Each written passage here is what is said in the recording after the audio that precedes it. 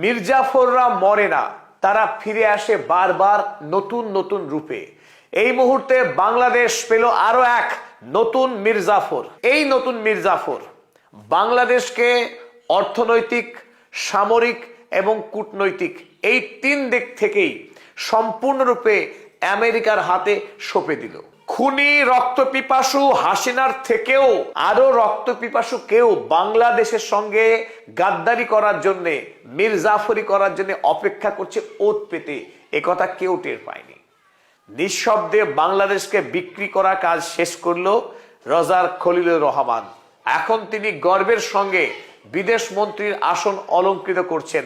অবশ্য বিএনপি দল এবং প্রধানমন্ত্রী তারেক রহমান খলিলুর রহমানের কাছে ভীষণভাবে কৃতজ্ঞ, কারণ তিনি যে দেশে ফিরলেন এবং প্রধানমন্ত্রী হলেন, এই পুরো ব্যাপারটা অত সহজ ছিল না। আমেরিকার সঙ্গে চুক্তিবদ্ধ হয়ে যাতে তারেক রহমান দেশে ফিরতে পারে তার মধ্যস্থতা করেছেন এই খলিলুর রহমান। তারেক রহমান যখন প্রধানমন্ত্রী হলেন, অন্তর্বর্তী সরকার থেকে কেউ যখন সুযোগ পেল না নতুন মন্ত্রিসভায়, ধ্বংসাত্মক ট্রেড ডিলের নায়ক খলিলুর রহমান তিনি সম্মানজনক বিদেশ মন্ত্রকের দায়িত্ব পেয়ে গেলেন। চলুন আজকের এই ছোট্ট প্রতিবেদন আমরা দেখে নিই খলিলুর রহমান তারেক রহমানের নেতৃত্বে বাংলাদেশকে কিভাবে বিক্রি করার আইনি ব্যবস্থা করেছে। এই 32 পাতার যে ট্রেড ডিল স্বাক্ষরিত হয়েছে ইতিমধ্যেই, সেই ট্রেড ডিলের ছত্রে ছত্রে কিভাবে বাংলাদেশকে কফিনের শেষ পেরেক পুঁতে দিল এই খলিলুর রহমান, চলুন তা দেখে নিই। জুলাই বিপ্লবের 1 বছর পূর্তির আগেই বাংলাদেশের তৎকালীন তত্ত্বাবধায়ক সরকারের প্রধান নিরাপত্তা বিষয়ক উপদেষ্টা খলিলুর রহমান তিনি আমেরিকায় উড়ে যান। আমেরিকার ওয়াশিংটনে গিয়ে আমেরিকা সরকারের অ্যাডিশনাল সেক্রেটারি অফ স্টেট তার সঙ্গে একটি গোপন বৈঠক সম্পাদন করেন। এই গোপন বৈঠকে হাইটেও যেমন বামন, ইনি অনেক উঁচু, জানি না তিনি পায়ে পড়েছিলেন কিনা, তাই এর জন্য এত নিচু দেখাচ্ছে, ওনাকে এত ছোট দেখাচ্ছে। এই চুক্তিতে বাংলাদেশ বিক্রি করার সমস্ত বন্দোবস্ত করে আসেন খলিলুর রহমান। কেন বিক্রি করার কথা বলছি? কারণ বাংলাদেশের সার্বভৌমত্ব, বাংলাদেশের অর্থনৈতিক সিদ্ধান্ত কিংবা বিদেশি রাষ্ট্রের সঙ্গে কোন দেশের সঙ্গে বাংলাদেশ বাণিজ্য করবে, কোন দেশের সঙ্গে বাংলাদেশ অস্ত্র কিনবে বা কোন দেশকে কোন পণ্য বিক্রি করবে, এই সমস্ত সিদ্ধান্ত গ্রহণের অধিকার বাংলাদেশের আর থাকলো না। একেবারে লিখিতভাবে আমেরিকার হাতে সেই সিদ্ধান্ত গ্রহণের অধিকার তুলে দিয়েছে এই রজার খলিল। রজার খলিল বাংলাদেশের পিঠে এক ছোরা মেরে দিল, ছোরা মেরে খুন করলো বাংলাদেশের জুলাই অভ্যুত্থানের শহীদদের। দেখুন কেন আমরা এই কথাগুলো বলছিলাম, তার প্রথম প্রমাণ আপনাদের হাতে তুলে দিই। 1 নম্বর, বাংলাদেশ আমেরিকাকে প্রচুর পরিমাণে গার্মেন্টস অর্থাৎ বস্ত্র বিক্রি করে। আর বাংলাদেশ পৃথিবীতে দ্বিতীয় বৃহত্তম বস্ত্র রপ্তানিকারক দেশ। স্বাভাবিকভাবেই আমেরিকাতে বাংলাদেশ প্রতি বছর বিপুল পরিমাণের পণ্য রপ্তানি করে। তার পরিমাণ কত? বাংলাদেশি টাকায় 1,04,000 কোটি টাকার পণ্য প্রতি বছর আমেরিকাকে বিক্রি করে। অন্যদিকে বাংলাদেশ আমেরিকা থেকে যে পণ্য আমদানি করে তার পরিমাণ 28,200 কোটি টাকা। এই ক্ষেত্রে বাংলাদেশ রপ্তানি করে বেশি, আমদানি করে কম।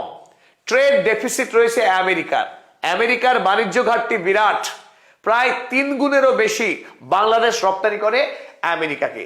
এতে ডোনাল্ড ট্রাম্পের মাথা ব্যথা, এ বাবা এ তো হতে পারে না, তোমরা কেবল বিক্রি করবে, আমাদের কাছে কিছু কিনবে না, এ তো হতে পারে না। চলো তোমাদেরকে একটা মারাত্মক অফার দিচ্ছি।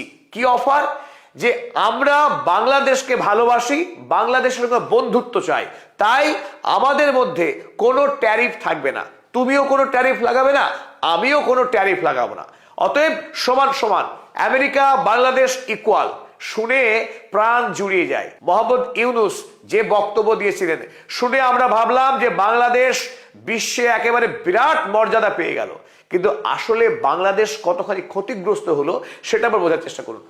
আমেরিকা যুক্তরাষ্ট্র এই ক্ষেত্রে বাংলাদেশকে প্রচুর পরিমাণে চাপ দিয়েছে। কি চাপ দিয়েছে? এই বাণিজ্য ঘাটতি কমাতে হবে। এদিকে 1,04,000 কোটি টাকা রপ্তানি করবে আর আমার কাছ থেকে মাত্র 28,000 কোটি টাকার মাল কিনবে, এটা হতে পারে না। আমেরিকা দাবি জানিয়েছে অন্তত যে পরিমাণ মাল আমেরিকা বাংলাদেশের কাছ থেকে কেনে তার কাছাকাছি পরিমাণ মাল বাংলাদেশকে কিনতে হবে আমেরিকা থেকে। অর্থাৎ বাংলাদেশকে আমেরিকা থেকে 1 ট্রিলিয়ন বাংলাদেশি টাকায় পণ্য কিনতে হবে আমেরিকা থেকে, দরকার থাক আর না থাক।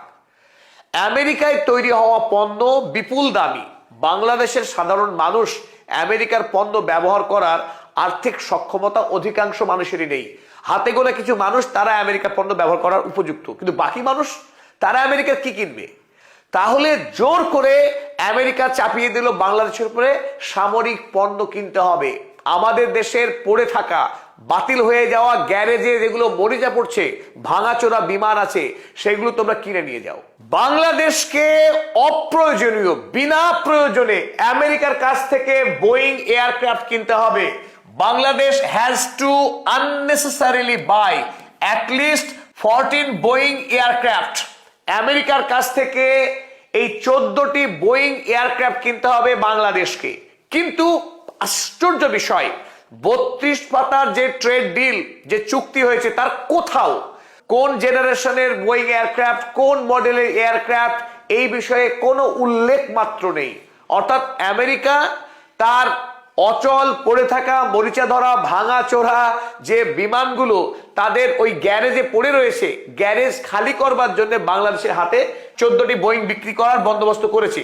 এখানে শেষ নয়, আরো অতিরিক্ত কিছু বোয়িং কিনতে হবে বাংলাদেশকে।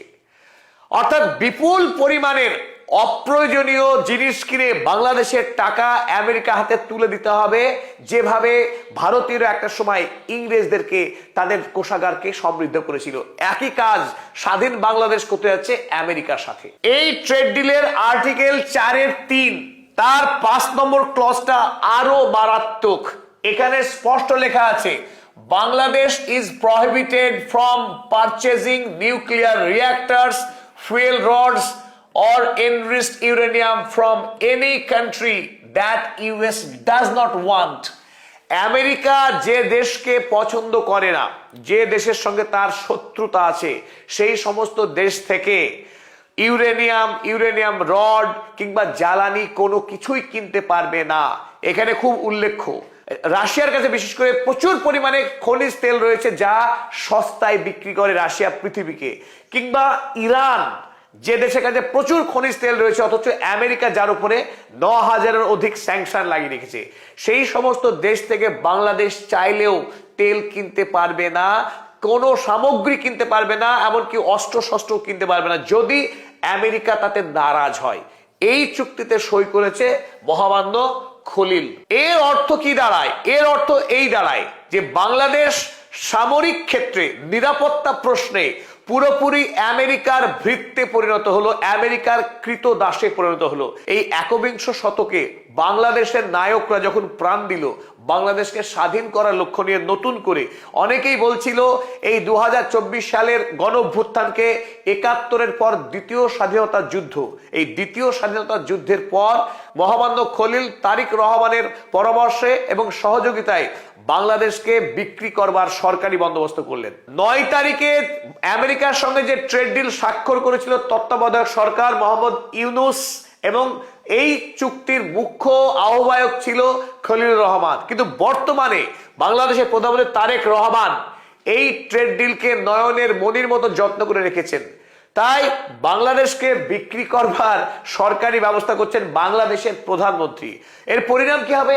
বাংলাদেশ এই মুহূর্তে চাইলেও পৃথিবীর কোনো দেশের সঙ্গে বন্ধুত্ব স্থাপন করতে পারবে না যে দেশের সঙ্গে আমেরিকার সম্পর্ক ভালো নয়। এমনকি চায়নার সঙ্গে, যেটা বাংলাদেশ নির্মাণের জন্য অত্যন্ত প্রয়োজন ছিল, ভারতবর্ষ তাকেও প্রয়োজন ছিল বাংলাদেশের। ভারতবর্ষ, চীন, রাশিয়া, ইরান, সৌদি আরব, পৃথিবীর কোন দেশের সঙ্গে বাংলাদেশ স্বাধীনভাবে তার বিদেশ নীতি স্থাপন করতে পারবে না, স্থির করতে পারবে না, যদি আমেরিকা সেই নীতিতে সমর্থন না করে। সরাসরি এই মুহূর্তে আমেরিকার ভেটো দেওয়ার শক্তি অর্জন করেছে এই ট্রেড ডিলের বলে। এমনকি আমেরিকা যেসব দেশের উপরে স্যাংশন লাগিয়ে রেখেছে, সেই দেশের সঙ্গে বাংলাদেশ বাণিজ্য করতে পারবে না। অর্থাৎ আমেরিকার বিদেশ নীতি হবে বাংলাদেশের বিদেশ নীতি। কেউ কেউ দুঃখ করে কষ্টের সঙ্গে বিদ্রুপ করছে যে বাংলাদেশ এখন বর্তমানে আমেরিকার 51তম মিসকিন রাজ্য। বলপূর্বক বাংলাদেশকে এই মুহূর্তে বাংলাদেশের সরকার বাংলাদেশের মানুষের নির্বাচিত তত্ত্বাবধায়ক সরকার এইভাবে বাংলাদেশের বুকে কুড়োল মারলো, বাংলাদেশে ক্ষত বিক্ষত করলো, এটা পৃথিবীর ইতিহাসে বেনজির।